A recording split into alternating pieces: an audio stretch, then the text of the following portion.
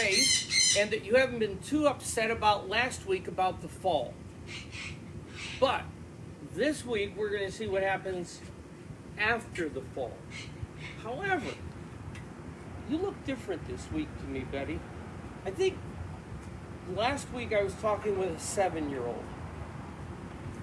And now I think today I'm talking to an 8-year-old. Is that right? When was your birthday? Yesterday. Holy smokes, you became 8 years old yesterday. You're going to be able to understand even more about this book now that you're older. Because you're smarter today than you were yesterday, probably. This is really exciting. How is it working out for everybody out there regarding school? Do you think most people are kind of checking in on Zoom and other sorts of things for school? How's that working for you? Pretty good. Oh, that's good. What about for the rest of you out there? Is it working okay for you? Because I know it's terribly difficult. Just think of all the things in school that you miss right now, like recess. So what we're going to do is we're going to recess and roll in here, and we're going to talk about something that is sometimes called a silly sky scraper. And I'm going to give you a little hint about this one. This one is all about somebody wanting to take a shortcut and break in line. Now, I don't know if you're live. You have to wait in line. You have to keep 6 feet distance. Yesterday, I had to go to the store and get something, and guess what? Somebody broke in line, and they went in front of everybody else. Yeah, I know. And now in the background, we have Jill. She's keeping the ducks away today. She's a bird, isn't she? And she's keeping the ducks away today. But I'm going to try and find out if Jill knows anything at all about today's story, because it's about a set of brothers, Cain and Abel. It's about the flood. You know any names related to the flood? Anybody ever want to build an arky? Yeah, we're going to find out about that. And then we have the Tower of Babel. You ever heard anybody babble? You know what a babble is? Somebody babbling? So let's think about that. Everybody out there today, I want you to think about what it's like to have a sibling, about what it's like when there's a flood, and what it's like whenever somebody wanted to get ahead and they cut in line. So, reading from a collection of bedtime Bible stories for children, we are now on chapter 4, and we are ready. Is the 8-year-old ready? All right, let's go. After Adam and Eve left the Garden of Eden, they set up housekeeping and began to work hard for their living like people have done ever since. In time, they had a son and named him Cain. Later, they had another son and named him Abel. Even when they were very little boys, they were different. When Papa Adam would ask them what they wanted to do when they grew up, Cain always said he wanted to be a farmer and grow grain and vegetables and things like that. Abel wanted to be a rancher and raise animals. And sure enough, that's what they did when they grew up. One day, both boys brought offerings to sacrifice to God. Cain brought corn and wheat and potatoes and squash and apples and peaches and things he had grown. Abel brought mutton and ham and spare ribs and beef steaks. Now God was pleased with Abel's offerings, but not with Cain's. And Cain was very jealous and hopping mad. Cain fussed and fumed and sulked and pouted until God asked him what was wrong. Why aren't my beautiful squash and potatoes as good as Abel's old lamb chops? He stormed. Now Cain, God answered, you know in your heart, that's not what's wrong. The outward gift is but a token of what is in the heart. The difference is you don't really love me, and Abel does. You've been a bad boy. Now, you start behaving yourself, and I shall be pleased to accept your gifts. But Cain was still in a jealous rage. So one day soon after that, and he and Abel were out walking together, and he jumped on his brother Abel and beat him up so badly that he died. Wasn't that a shame? God was not at all pleased with Cain about this, so he said to Cain, Cain, where's your brother Abel? Well, of course, he knew all the time what had happened. Cain replied, How should I know? Am I my brother's keeper? Or his nursemaid or something? God, who knew the truth, warned Cain that from then on all people would know he was a murderer and would feel all right about killing him. Then Cain began to get scared and began to whine like the big bully he was. Bullies are always cowards deep down inside. Now remember that, and begged God not to let people hurt him. I guess God figured that being a big scaredy cat like that was punishment enough, as well as having to live the rest of his life imprisoned in his own conscience. So, God hung a sign on him, warning people to let him alone.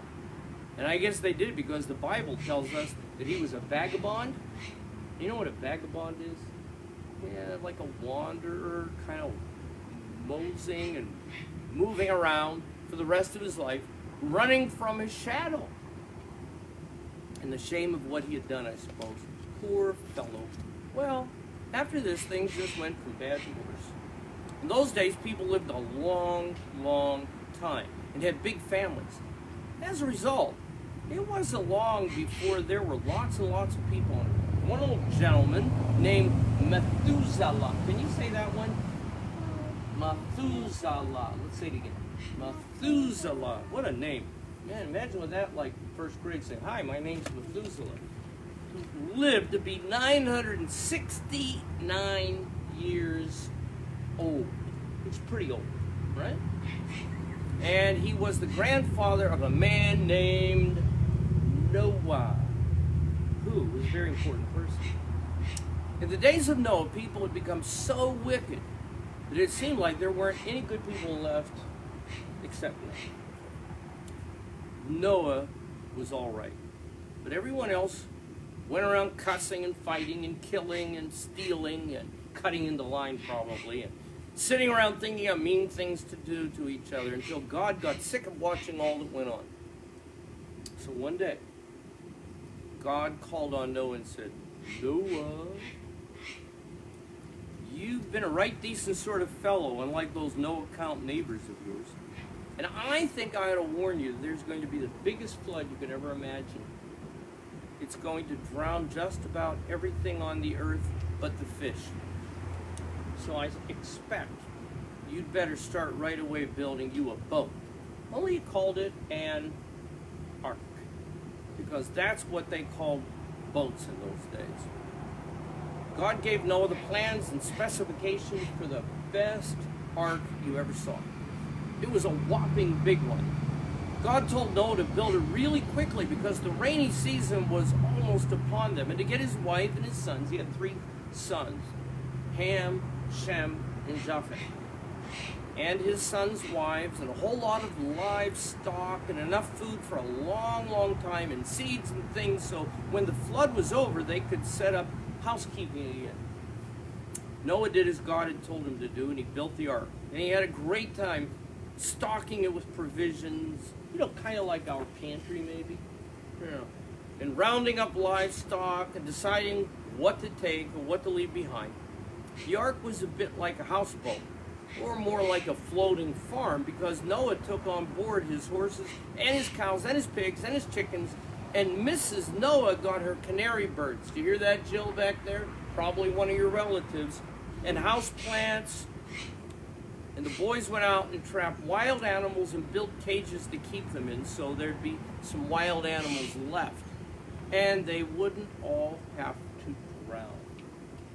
They worked like beavers. When there's frost in the air and they hardly got everything ship-shape when it began to rain, and it rained, and it rained, and it rained. The bottom just dropped out of the sky, and the creeks kept on rising and overflowed their banks. And the first thing they knew, they couldn't even see the ground. It was like an ocean. Then the ark began to float, and Noah's boys out on the deck in their raincoats cried, "Whoopee! We're afloat!" And sure enough, they were. Well, sir, it just kept on raining like it never quit, and the ark floated on, and the water kept rising, and pretty soon even the tops of the highest hills were underwater. Finally, after 40 days of rain, the sun came out, and boy, were they glad to see it. All the books and bedclothes were mildewed, and Mrs. Noah hung out things to dry all over the deck. So, when you went from place to place about the boat, you had to duck under wet sheets and other things that were drying in the sun. As far as you could see, there was nothing but water, and more water. Boy, was that a flood. Whoa. Noah and his family guessed that they were the only people alive on the whole earth, and they were sure glad that God had suggested that they build a boat. Or I guess I should say, an ark. At least the water began to go down, but with nothing sticking out above the water to measure it against, Noah and his family couldn't tell for sure. As a matter of fact, they stayed on that boat for a year and 10 days. And they got awfully hungry for fresh vegetables and longed for the sight of land. Finally, one day, the boat gave a shudder and they heard a grinding noise. Where the boat had been floating along serenely in the current, it stopped. And they knew it had stopped because floating bits of debris kept on floating right past them. Japheth shouted, "We've hit bottom!" And they had a lot of fun guessing where they were. With the ark resting on solid ground, they could tell that the waters were going down. Each day they'd measure and see how much water had gone down since the day before. Old Noah turned loose a crow to see if they could find dry land anywhere. They must have, because it didn't come back to the ark. After a week had passed, Noah turned a dove loose, and it flew around a while and came back to the ark. Another week passed, and Noah turned the dove loose again, and it flew out of sight. After a while, it came back with an olive branch in its beak. And everybody on the boat danced the jig. How do you dance the jig? You know, do that? Okay. Because they knew that somewhere nearby there were trees sticking up out of the water. After still another week, Noah turned the dove loose again. And this time she flew away and didn't come back, so she must have found a place to roost somewhere. Finally, the water went down, and dry land appeared under the boat, and they were on top of a mountain, of all things. Noah and his family all came out of the ark, and it sure felt good to have the earth under their feet once again. They turned all the wild animals loose and built pens for the tame ones.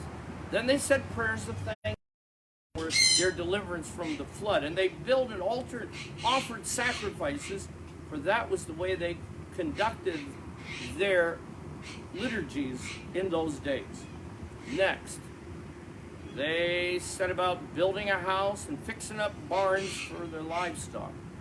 Noah said to Mrs. Noah, "You know, we're just like Adam and Eve were. We're starting human history all over again.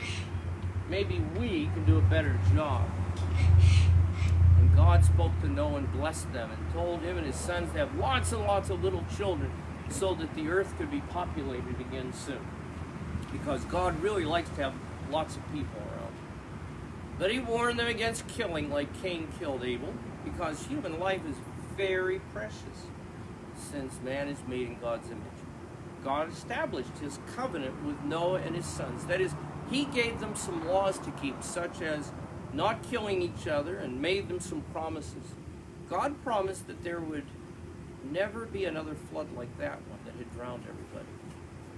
And he put a rainbow in the sky as a sign of this promise. Whenever you see a rainbow, you can remember that God sees it too, and will remember his promise not to pull the stopper out of the sky and flood the earth once again. Almost everybody knows that the rainbow is a sign of God's promise not to flood the earth. But isn't it funny that so few people remember that along with God's promise went a commandment that men should stop killing each other? Wouldn't it be good if people could keep God's commandments like God keeps his promises? Well, anyway, Noah and his sons and their wives lived a long time after the flood, long enough to see their children and grandchildren and great-grandchildren grow up and have children. It wasn't long before there were once more lots and lots of people living on the earth. Some of these people traveled east, stopped at a place called Shinar, where they decided to build a city. While building the city, they decided a big tower should be built that would reach up all the way to heaven. And that place there wasn't much a good building material. So they made their tall tower out of adobe and bricks. Unfortunately, the first good hard rain might very well have melted it. Nevertheless, God looked down and saw that these folks were trying to get to heaven by a kind of detour or a shortcut. And he said, that will never do. And he said, I'll fix them. Now, up to that time, everybody spoke one language. Kind of like people in Texas speak Texan. And so God decided to make it so that they all would speak different languages and couldn't understand one another. People can't cooperate without being able to discuss their plans. And when they couldn't understand one another very well, you can imagine the mess they got into. Trying to finish building their city in that tall tower. To each person, it sounded like the others were babbling instead of talking. And they named the place where this happened Babel. After a while, they all got disgusted trying to make sense out of each other's speech, and they wandered off in different directions. From then on, people in different parts of the world spoke different languages, and they didn't understand. And you know something? Sometimes people speak one language and they can't understand each other. Reminds me of something that someone said a long time ago. God gave us one mouth and two ears, so we ought to be listening more than talking. It makes sense, because the more you listen, the more you learn. So thank you for listening in today. And next week, I'm going to talk about a man who had a name change. First, his name was Abram, and then later you will find out why he was given a name change along with his wife's name change. So thanks again. See you next week. Get your book, and we can read it together and have a good time. And be safe, everybody. Be safe. But don't be afraid. God bless you.